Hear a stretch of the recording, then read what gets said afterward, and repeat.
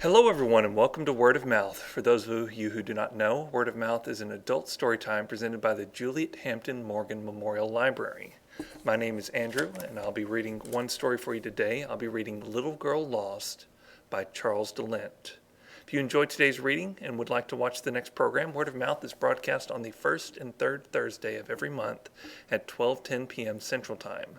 You can watch it live through the Juliet Hampton Morgan Memorial Library's Facebook page, that's at MCCPL Morgan, or you can watch it later on the Montgomery City County Public Library's YouTube page. That's all I've got for announcements today, so let's begin. Our story is Little Girl Lost by Charles de Lint. Scritch, scritch, scritch. There it was again. TJ had first realized that something was living in the walls when she'd seen the cat staring at the baseboards in her bedroom. It was as though Oscar could see right through the wood and the plaster behind it. Back then, she still thought it was mice. She kept them out of her bedroom and didn't tell anybody. She liked the idea of mice sharing this new house in a new subdivision with her family. If she mentioned it, the traps would come out, just as they had in the old farmhouse where she'd grown up, and her brother Derek would be waving little dead mice under her nose again. Ugh, they were so cute with those big eyes of theirs, but they were also dead and gross. So no, telling anyone that the new house had mice was right out. Instead, she listened to the scritching at night while lying in her bed. She'd flick on her bedside light, but of course the sound immediately stopped when she did that. It started up again shortly after the light was turned off, but it was impossible to see anything in her shadowy room, even with the curtains open and light coming in her window from the streetlight outside. So tonight, after Mom and Dad had come in to say their good nights, she pulled her sleeping bag from under her bed and rolled it out beside the part of the wall where she heard the sound most often. Grabbing her pillow, she'd snuggled into the sleeping bag and waited, almost falling asleep, before the now familiar sound brought her wide awake again. Scritch, scritch. Except it wasn't really like the sound of mouse claws running around inside the walls. This close, she leaned her ear right up against the baseboard. It sounded an awful lot like voices, which was stupid, but then she remembered a story her uncle had told her once about how sometimes when you hear crows in the forest, they could almost sound like human voices, like real voices, but distant enough that you couldn't quite make out what they were saying. That's what the scritching sounded like. Oh right, like there were crows living inside the walls. There were a lot of things she didn't like about this new house in the suburbs, but she didn't think she could logically add wall-dwelling crows to the list. Distracted, she rolled onto her back and stared at the ceiling. She could obsess for hours on the unfairness of having had to move from their farmhouse outside of Tyson to this stupid subdivision, where everything looked pretty much the same from one street to the next, from one house to the next. The first time she'd gone out riding her bike, she'd actually found herself pedaling up the wrong driveway when she was coming back home. Could you feel more stupid? So that was a big reason to hate being here. Nobody was very friendly either. All the kids pretty much ignored her when they weren't making fun of her accent, but she could live with that. The friends part wasn't totally bad. Sure, she'd had to leave hers behind, but she and Julie could instant message and email all day long, and Tyson was close enough that they could theoretically take the bus to stay with each other on the weekend, though they hadn't yet. She didn't need a new best friend because she already had one, thank you very much. But that wasn't totally good either, because talking by phone and computer couldn't begin to be the same.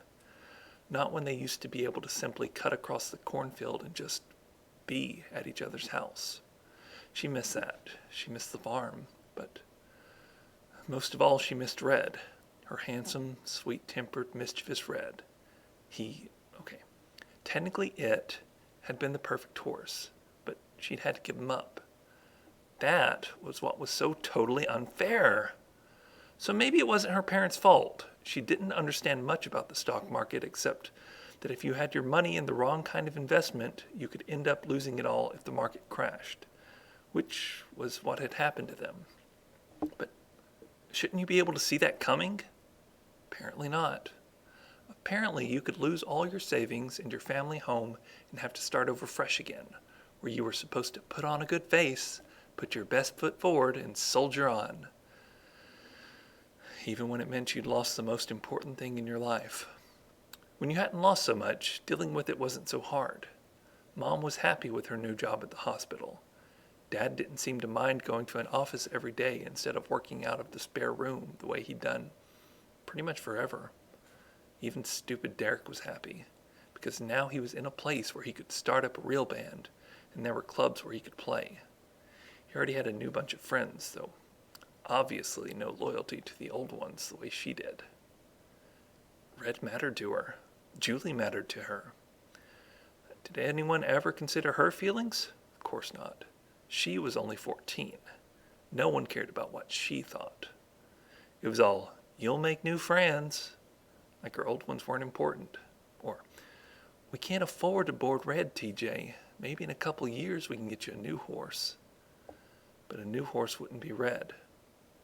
It was all Dad's fault for losing their money, and Mom's for taking the stupid job which had brought them to the city in the first place, and then acting like change would be good for the whole family.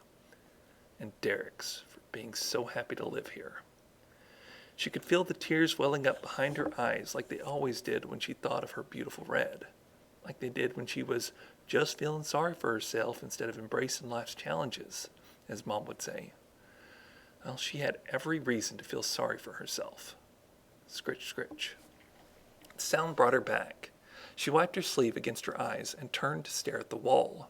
She wished she had Oscar's apparent X-ray vision, because it really did sound like voices. But now, instead of being curious, she was kind of bored and irritated. She raised her fist to bang on the wall, and then froze, because the impossible happened. A small section of the baseboard opened as though it was a tiny door, spilling out a square of light. A girl appeared in the doorway, looking back inside. She held a duffel bag in one hand and was wearing a jean jacket over a t-shirt, a short red and black plaid skirt, and black, clunky shoes. Her hair was a neon blue. She looked to be about 16 or 17, and she stood about 6 inches high. "I'm not that person," she called back to someone inside, her voice hard and angry. "I don't want to be that person. I'm never going to be that person, and you can't stop me." "Teddy Wood, you come back inside this instant," a voice called from within. "And my name's not Teddy," the miniature girl shouted back. She stepped outside and slammed the baseboard door shut. The sudden loss of light made TJ blink in the darkness. "I've fallen asleep," she thought. Fallen asleep and started to dream that action figures can come to life, because that's what the girl appeared to be. The size of one of Derek's old action figures, complete with duffel bag accessory. But her eyes had now adjusted to the low light, and there the miniature girl was. She stared back at TJ, her eyes apparently adjusting at the same time, and suddenly realizing that she wasn't alone. "Oh crap," she said. "Don't swat me." TJ realized that she still had her fist in the air from when she was going to bang it against the wall. "I thought you were mice," she said, lowering her hand. "Do I look like a mouse?" "No, but when I could only hear you." TJ's voice trailed off. She felt stupid, like she did too much of the time since they'd left the farm. And why should she? People supposedly got that way when they were nervous or scared, according to her father. But she was 100 times bigger than this uninvited guest glaring up at her. What did she have to be scared about? And it was her bedroom. "So, what is your name?" she asked. It seemed the most polite question, better than "What are you?" or "Why are you living inside my bedroom walls?" "Elizabeth. But whoever was inside, my uptight parents, called you Teddy." "It's a stupid nickname. Their stupid nickname. My name's Elizabeth." "I'm Tara Jane, but most people call me TJ." She waited a moment, then added, "I like having a nickname." "Whatever works for you," Elizabeth said. She dropped her duffel bag to the floor and stood looking up at TJ with her hands on her hips, a challenge in her eyes. "So, what's your damage?" she asked. "I'm sorry? For what?" "I meant, what do you mean?" TJ said. Elizabeth gave a wave of her tiny hand. "Why are you sleeping on the floor when you've got a perfectly good bed?" I was curious about the noises I was hearing. Elizabeth laughed. See, they've got this huge worry thing going on. Don't be seen. Always stay hidden. But it turns out that their yelling was just attracting attention. You mean your parents? Oh yeah. There's like 100 rules and regs, and they've been drilling them into us since the day we were born. TJ nodded. She knew all about parents, like the kind who just gave away your horse and moved you to some ugly subdivision and then expected you to be happy about it. She peered more closely at Elizabeth. So, do you have wings? She asked. Do you see wings? No, I just thought they might be folded up under your jacket. Why would I have wings? Well, aren't you a fairy? Oh, please, I'm a little. I can see that. No, it's like you're saying you're a human being. A little is what I am. I don't think I'd ever say that. Who goes around saying they're a human being except maybe the Elephant Man? Whatever. Elizabeth cocked her head, reminding TJ of a bird. So you're okay with a little person just showing up in your bedroom like this? I suppose I shouldn't be. I mean, it's totally unreal, isn't it? But I don't feel surprised at all, and I don't know why. Elizabeth nodded. And the rents get all in a twist about anyone even guessing that we exist. I knew it'd be no big deal. Well, it could be a big deal, TJ said. How do you figure? Think about it. If the world found out someone like you is real, then it'd be all over the news. Cool. I'm so ready for my 15 minutes of fame. Look out, world, 'cause here I come. I don't think it'd be like that. I think it'd be more like they'd put you in a terrarium in a laboratory to study you, and everybody'd be tearing up their baseboards looking for more of you. She paused for a moment before adding, Do you have, like, a house back there? Oh, sure, yeah. It's all just small and secret, and it stretches out through the walls, but we've got all the amenities. We only moved here a few years ago when they first built these houses, but it's totally comfortable now. My brothers and I even dragged an old miniature TV in that we found in the garage, and we hooked it up to the cable. It's like a big screen for us. So, how do you want to leave? TJ asked. I mean, that's what you're doing, right? Running away? I'm not running. I'm old enough to make my own decisions about life. You don't look much older than me. I'm 16. That's not old enough to live on your own. My mother was already married and had her first kid when she was my age. Gross. Elizabeth shrugged. It's no biggie. She looked around the room. So, do you mind if I crash here with you tonight? I'd kind of like to avoid going outside until it starts to get light. She might be 2 years older than me, TJ thought, but at least I'm not afraid of the dark.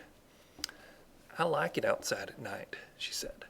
Sometimes I sneak out and just sit and look at the sky for a while, but it's not the same here as it was back home. The sky's way duller. It's because of the light pollution from the city, and I'm not scared of the dark. Then why don't you go out at night? I didn't say I couldn't. It's just not safe with cats and foxes and such. Oh. Right. So, are you staying here on the floor? Because I want to bed down somewhere that you won't roll over on me in the middle of the night. No, of course not. TJ threw her pillow onto the bed and got up, being careful not to drop the flap of her sleeping bag on the little or to step in her direction. I'm going to put on the light for a minute, she said. Is that okay? It's your room. Knock yourself out. The bright glare blinded both of them. Blinking, TJ went over to her dresser and took her old teddy bear out of the little stuffed chair it was sitting in. She put the chair on her night table, then turned to Elizabeth. You can use this, she said. I guess it's big enough to be a couch for you. Thanks. Do you want a hand up? Elizabeth gave her a withering look. Do I look like a cripple? No, it's just... TJ's voice trailed off as Elizabeth opened up her duffel bag and took out a length of rope with a hook on the end. The hook folded out into 3 prongs so that it looked like an anchor. After a couple of swings over her head, up it went, catching in the cloth of the comforter at the top of the bed. She gave the rope an experimental tug. When she was satisfied it would hold her weight, she slung her duffel onto her back, using its handles as straps, and shimmied up the rope. "Wow," TJ said. "You're strong. I'm so useless trying to do ropes in gym." Elizabeth grinned, pleased. "We learned how to get around at an early age." She worked the hook out of the comforter and coiled the rope, then walked across the top of the bed and jumped over to the night table. It was only a few inches, but when TJ worked out the proportions, she realized it would be like her jumping over a gap as wide as her own height. Elizabeth acted like it was no big deal. Dumping her duffel and the rope on top of the night table, she stretched out on the chair. It wasn't quite a couch for her, but easily big enough that she could lounge comfortably in it. TJ got into bed and lay down with her head facing her guest. "I still can't believe you're real," she said. "Get used to it. The world's a big and strange place, my dad says. And just because you haven't seen something doesn't mean it obviously doesn't exist." Obviously. It was funny. Elizabeth said she hated her parents, but when she'd mentioned her dad just now, she seemed kind of proud of him. "Will they come looking for you?" she asked. "Your parents?" "I doubt it. They'll be totally freaking out right now that you've seen me. They're probably packing up and moving the whole family out as we speak." "They don't have to do that. I won't tell anyone." "It doesn't mean anything to them. You could promise whatever you care for most, and they figure you'll tell anyway. Don't trust a big. That's like one of their major rules." TJ was insulted. "Hey, don't look so bummed. It's not personal. It's just what they believe. And it's worse because you're a kid, and in the world of my parents, kids only do what they're supposed to when you keep them under your thumb. God forbid you should have a thought of your own." "Yeah, I know that feeling." "So, that's your horse?" Elizabeth asked, hooking a thumb in the direction of the picture of Red, which shared a night table with her chair and the small lamp. "Was my horse. Yeah, I heard you arguing with your parents about it. That sucks." She shook her head. "You know, it's funny you thinking we were mice, because I had a pet mouse once. His name was Reggie." A sweet, sad look came into her eyes, and TJ realized that this was the first time Elizabeth's features had softened. Up until that moment, she'd worn a look of steady confrontation, as though everything in the world was her enemy, and she had to stand up against all of it. "So what happened to him?" she asked. "Same as what happened to you. My parents made me get rid of him." "But why?" "Well, you know mice. They just poop and pee wherever they have to, no matter where they are. You can't train them. I'd take him out with me when we were foraging for exercise in the company. The rent said that his parents would give away our house. They'd call him an exterminator or something, and then where would we be?" "I like mice," TJ said, feeling a little guilty for all the ones that had been trapped and killed back on the farm. "What's not to like? Besides the pooping and peeing, I mean. I promised to clean up after him, like they cared or believed me, but I would have." She sighed and added, "I loved that old fellow. I really did. I think that's when I started to hate my parents." "You don't really hate them, don't I?" She had that hard look on her face again. "Surprised you don't hate yours, considering what they did." TJ still thought about that. Her parents exasperated her, and she was still upset for what they'd done. But she didn't hate them. How could you hate your own parents? "I just don't," she said. "Whatever. So are you really going to go out into the world and let everyone know you exist?" "No, I'm not crazy. I know it would be a horror show. When you're my size, being secret and sneaking around is about all you've got going for you. A big could just smash me like a bug, and there wouldn't be anything I could do about it." "So what are you going to do?" She shrugged. "I don't know. Get away from here and find someplace to live, I guess. Someplace snug where I can have a mouse if I want one." "You could stay here," TJ said. "I don't know if having a mouse is the greatest idea, but I could get you a bunch of little furniture and sneaky food and stuff. Oh, so I could be your pet? No, nothing like that. I just thought it'd be fun and, safe for you. Elizabeth shook her head. Not gonna happen. Don't take this personally, but you're a little too goody two-shoes for my taste. Anyway, the whole purpose of going out on my own is to prove that I can do it. TJ would have felt insulted about being called goody two-shoes, except she knew she was. She did what she was told and tried to do well in school. She kept her blonde hair cut to her shoulders, and she would have never worn a skirt as short as Elizabeth's. So who are you going to be proving it to if your family moves away? She asked. That's a dumb question, Elizabeth told her. She had a funny look in her eyes as she said it, there for a moment, then quickly gone. You should turn out the light, she said. I'd like to get some sleep before I take off in the morning. Okay. TJ reached for the light switch, then paused before turning the light off. I probably won't be awake when you go, she said. I'm not much of a morning person, so good luck and, everything. I hope you find a way to be happy. As soon as I'm out of here, I'll be happy.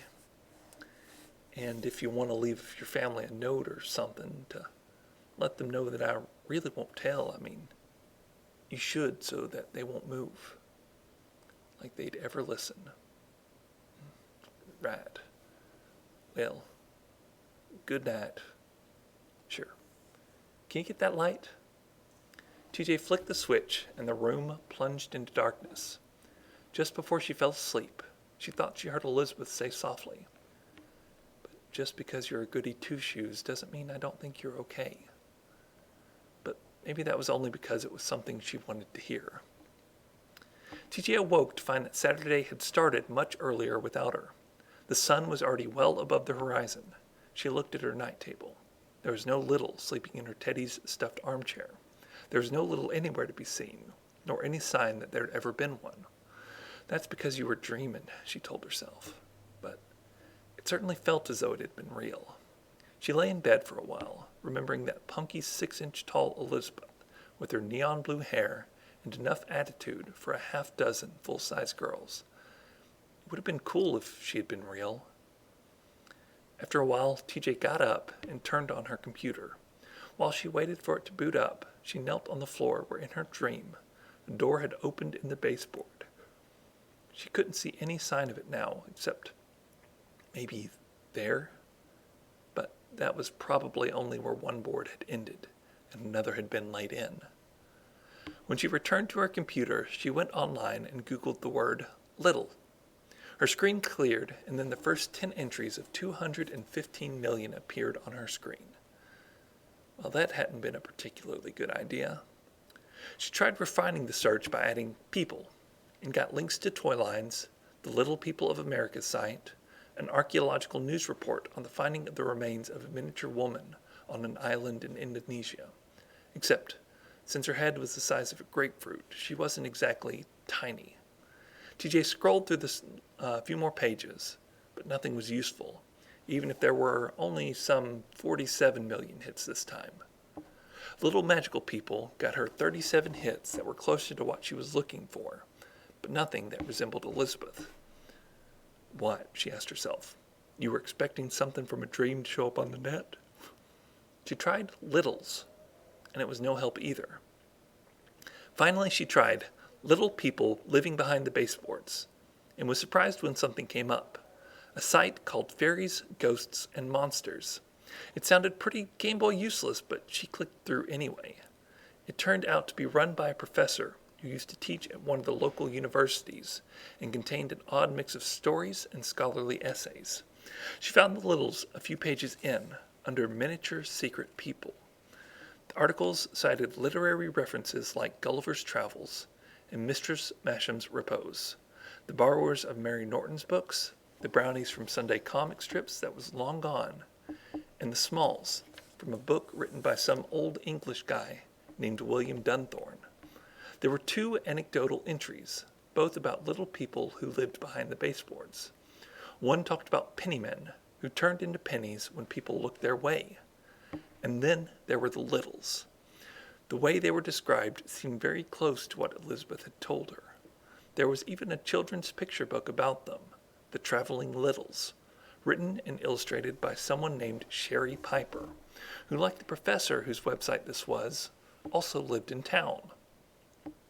According to Piper's books, Littles had originally been birds who got too lazy to fly on after they'd found a particularly good feed.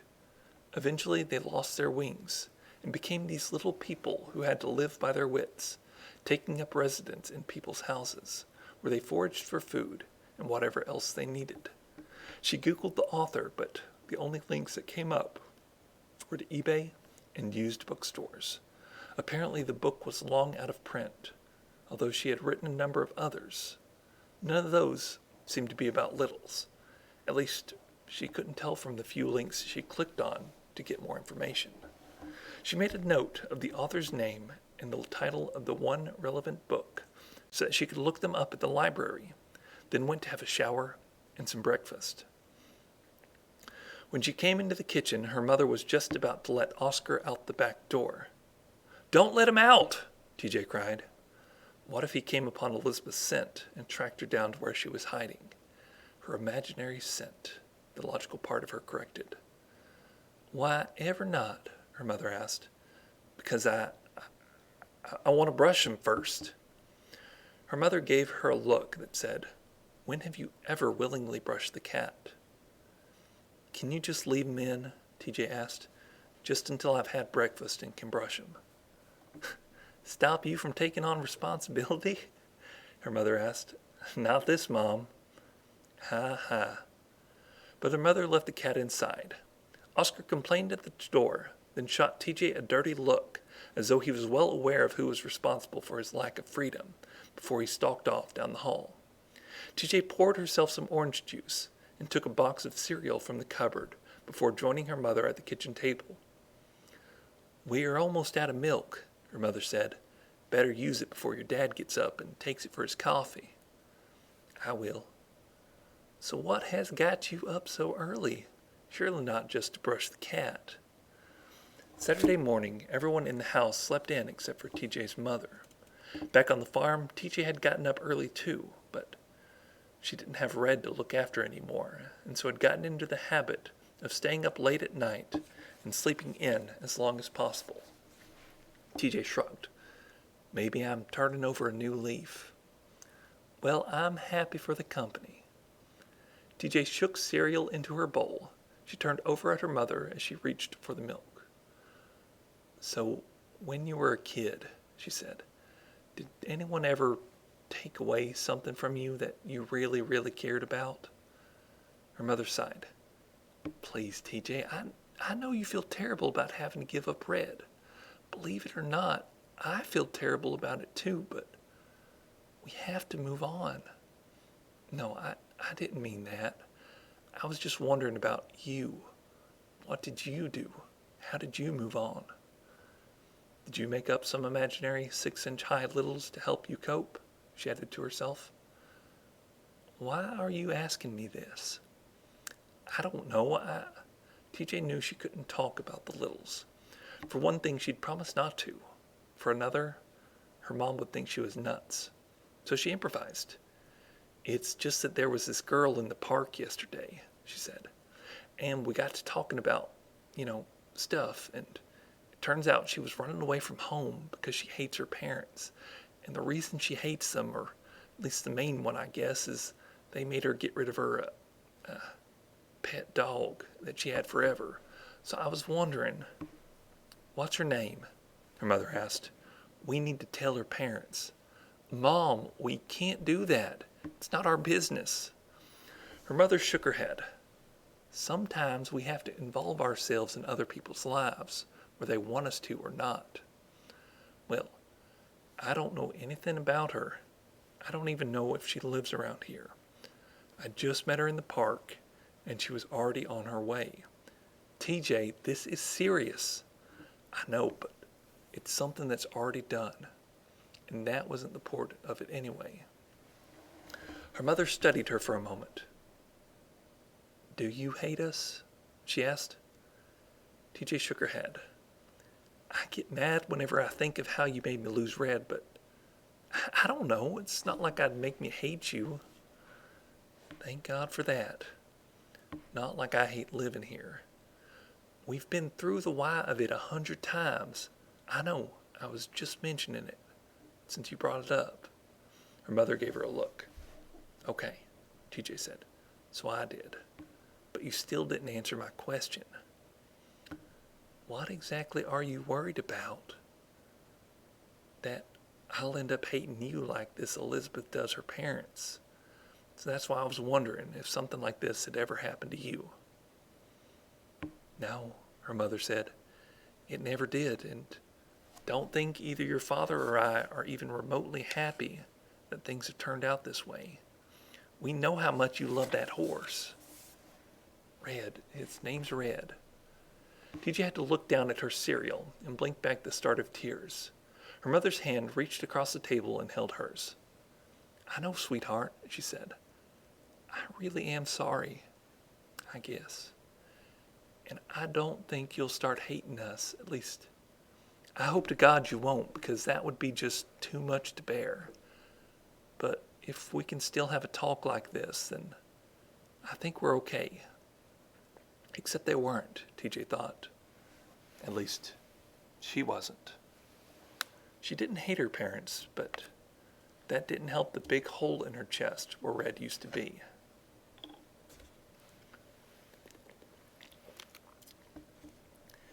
TJ dutifully brushed Oscar after breakfast, a chore that neither of them appreciated very much. Then reluctantly, she let him outside. Surely Elizabeth would have taken cats into account and hidden herself away in some place where they wouldn't be able to find her, assuming Elizabeth was even real. And speaking of real, once she'd closed the door behind the cat, she went up to her room and knelt down by the wall, where last night a little door had opened in the baseboard. I don't know if you're still in there, she said, or if you can even trust me, but I just want you to know that no matter what happens, your secret's safe with me. I mean, it's not like somebody hasn't already written a book about you, and you can be looked up on the web, but I won't add my 2 cents, not even if someone asked me, point blank. I already lied to my mother about you, and I hated having to do that, but that's how seriously I take keeping my word. There was no reply. Well, she hadn't exactly been expecting one. It was just something she felt she needed to say. A week went by, and then another. TJ didn't hear any more noises behind the baseboards. She didn't see any little people, or even signs of them. She did find the Traveling Littles at the library and read it. The book didn't tell her any more than she'd already known from Elizabeth and the website. It was a kind of little kid story, but she liked the artwork. The littles in the pictures were old-fashioned, but old-fashioned in an interesting way. Goody two-shoes, she remembered Elizabeth saying. Maybe she should get a haircut, something cooler. She laughed at that thought. Right, get a makeover because it was put down by an imaginary miniature girl. But that was the odd thing about it. Although she was about 95% sure she'd just been dreaming the whole business, the memory of it didn't go away the way dreams usually did. She kept finding herself worrying about Elizabeth out there in the big world on her own. And what about her family? What had happened to them? Had they moved? They must have moved because it was so quiet behind the walls now. Even Oscar had stopped staring at the baseboards. But maybe they were just being really, really careful now. They had some of Sherry Piper's other books in the library, and she was surprised to find a second book about the Littles. It was called Mr. Penny Inch's Wings, and was about how the Littles regained their ability to turn into birds. She wondered if Elizabeth and her family knew about it. Of course, it was just a book. That didn't mean the story was real.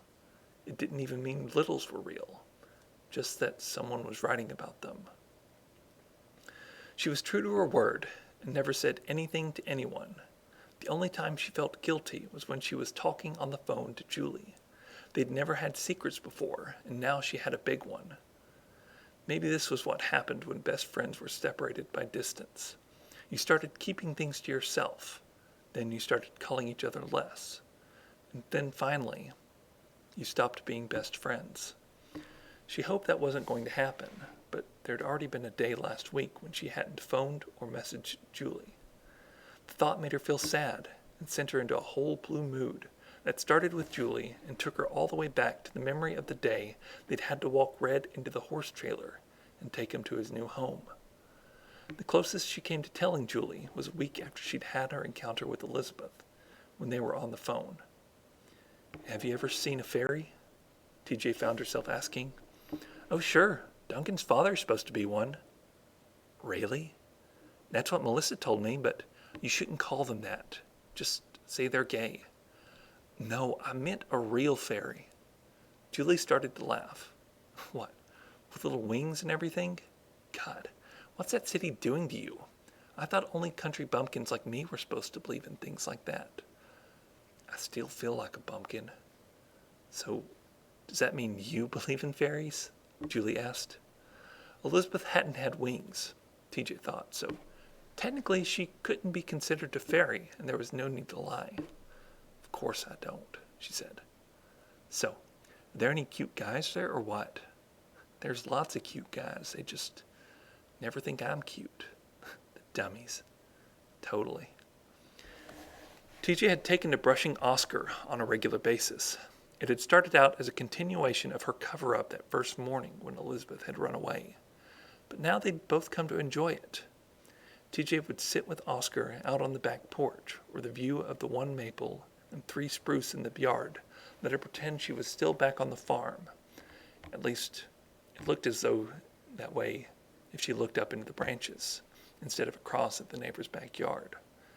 She'd hold the cat in her lap and brush him with long, gentle strokes, carefully working out the mats. Oscar would soon start purring, and TJ would slip into the same sort of contemplative mood that used to come over her when she was currying Red. She was staring dreamily off into space one morning, hand on a sleeping Oscar, the brushing long finished, when her brother Derek interrupted her. "Hey, doofus," he said. "Still playing with dolls?" When she looked up, he tossed something at her. She caught it before she could see what it was, startling Oscar, who bolted across the lawn. "You are such a moron," she started to tell him. But then she looked at the small duffel bag she held in her hand, and she could feel her face go pale. Luckily, Derek didn't appear to notice. "Where did you get this?" she asked him, standing up. "In the shed? Or should we start calling it your dolly house?" "In the shed?" "Yeah. I needed to replace the brake on my inline skates and was looking for my spare. That thing fell off a shelf when I was moving some boxes around. What were you doing in there with your dollies?" "Nothing." He cocked his head, then asked, "So it's not yours?" "Did you look inside it?" "Sure, it's full of doll clothes." Of course it would seem that way, TJ thought. It belonged to Elizabeth, who was real. How long had she been living in the shed? Was she even still there? Had Derek crushed her moving around those boxes? Derek was still looking at her. To cover for Elizabeth, TJ swallowed her pride. "Of course it's mine. I was just, Derek laughed. "Nope, I don't, and I don't want to either." He grinned at her and walked off, shaking his head. She waited until he'd gone around the side of the house and into the garage, then ran for the shed. It was hard to see in there, shadows deepening the further she looked. It smelled icky, like machinery, and the gas for the mower. "Elizabeth," she called softly, "are you in here?" There was no answer. Oh God, she'd been eaten by a cat or a weasel or something. "Elizabeth, please say something." She looked everywhere, but there was nobody to be found, especially not a 6-inch Little with bright blue hair. It was all TJ could think about for the rest of the day. She went back into the shed twice more with no better luck. That night, lying in bed, she couldn't stand it. She certainly couldn't sleep. So she got dressed, found a flashlight, and went back out to the shed once more, the little duffel bag stuck in the pocket of her jacket. She'd never been afraid of the dark, but it was spookier than she liked at the back of the yard. The shed door made a loud creak when she opened it, and she stood silent, holding her breath. But No lights came on in the house behind her. Allowing herself to breathe again, she flicked on the flashlight and stepped inside. The first thing its beam found was a disheveled Elizabeth, sitting on a spool of wire in the middle of the shelf. She blocked the light from her eyes with one hand and frowned. TJ aimed the light at the floor. "Thank God you're okay," she said. "Piss off." "What?" "I said piss off. I don't need your stupid sympathy. I'm doing just fine, okay?" "But why are you still here?" "Maybe I like it here." TJ never liked to make trouble or impose where she obviously wasn't wanted. It was what made it so hard for her to make new friends in the neighborhood and at school. So her first inclination was to leave Elizabeth alone. But then she remembered what her mother had said. Sometimes we have to involve ourselves in other people's lives, whether they want us to or not. "I don't think you do," TJ said. "God, what have you been living on out here?" She didn't add that it was obvious Elizabeth could totally use a bath and to wash her hair. Elizabeth shrugged. "I found an old bag of birdseed and put out a container to catch rainwater. You have to come back to the house with me. I'll get you some real food." "They're gone, aren't they?" "You mean your family?" "No, the zits on your butt. Of course I mean my family." "I don't know," TJ said. "Maybe they're just being really quiet." "No. They're gone. I guess. So what's the point of going back? It would have been horrible going back, having to admit that they were right, but I can't survive out here on my own, but now they're not even there." "So what's the point of staying out here?" TJ asked. Elizabeth shrugged. "It's what I deserve for being such an idiot." "Now you're just talking stupid." Elizabeth looked up at her, eyes flashing.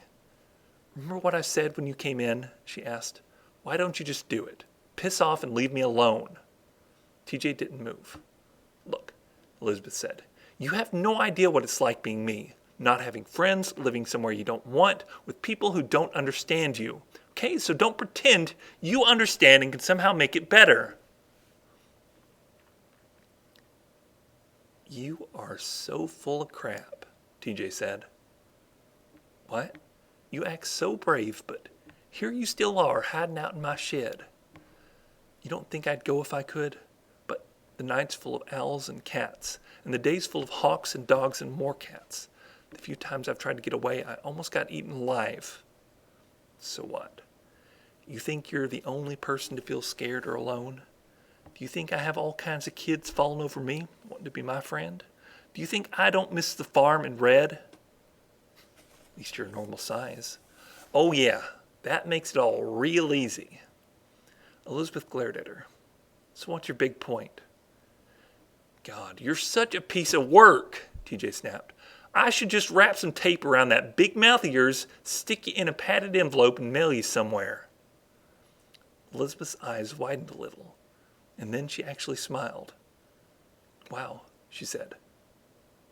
"Wow what?" "You do have some backbone." TJ wasn't sure if she should feel complimented or insulted. That old goody two-shoes comment still rankled. "Sorry, I wasn't being snarky," Elizabeth added. "Did I just hear you apologize?" Elizabeth went on as though TJ hadn't spoken. "It's just, you go around and let everybody walk all over you. I don't. I just like to get along, even if you don't get your way." TJ sighed. "It's not like that. It's not all about getting your own way. Sometimes there's a bigger picture. Sure, I hated that we moved, and I really, really hated having to give up Red. But we're still a family. Things had to change because they just did. It wasn't anybody's fault. It's just how it worked out. So you just go along with it." "Yes? No, I don't know. I'm trying to make the best of it, okay? Which is more than I can say for you. all you do is go around with a big chip on your shoulder. How does that make it better for you or anybody around you? You're probably right. TJ blinked in surprise. I am? Elizabeth shrugged. Well, look where it's gotten me so far. Neither of them said anything for a long moment. So do you want to come back to the house? TJ finally asked. I guess. We could try to find your family, TJ went on, or some other littles. I could carry you so that you don't have to worry about being attacked or anything. Like a pet? TJ rolled her eyes. No, like a friend. I guess. You know, there's books about littles. Elizabeth nodded. One at least. None of us can figure out how she got the story so right. She's written a new one. Elizabeth raised her eyebrows. It's about how the littles have learned to turn back into birds, like werewolves or something. They can just go back and forth, and they don't even have to wait for the full moon. No way, TJ shrugged. Well, it's just a book. Yeah, but the other one was so dead on. So maybe we could look her up. She lives here, at least in the city. Elizabeth got up and brushed the dust from her very short, very dirty skirt. It didn't do much good. I am kind of hungry, she said. For real food, I mean. We've got plenty. And I'm dying to be clean again. We've got water too. Elizabeth nodded. So, thanks, TJ. I guess I'll take you up on your hospitality. Do you, want to go under your own steam instead of being carried around like a pet? It wouldn't be... Elizabeth smiled. I know. I'm just pushing your buttons. Yeah, I'd appreciate the lift. TJ laid her hand palm up on the shelf beside the little. When Elizabeth climbed on, she carefully cupped her hand and stuck a finger for Elizabeth to hang on to. Elizabeth didn't hesitate to use it. So where does this writer live again? She asked as TJ lifted her into the air. The librarian said somewhere downtown. Wonder how hard she'd be to find. Shh, TJ told her as she stepped out of the shed. You're supposed to be a secret, remember? Maybe you should mail me to her. Shh, but in a box with padding and air holes? Really, you need to shush. Can't you just imagine her face when she opens it and out I pop? Shh.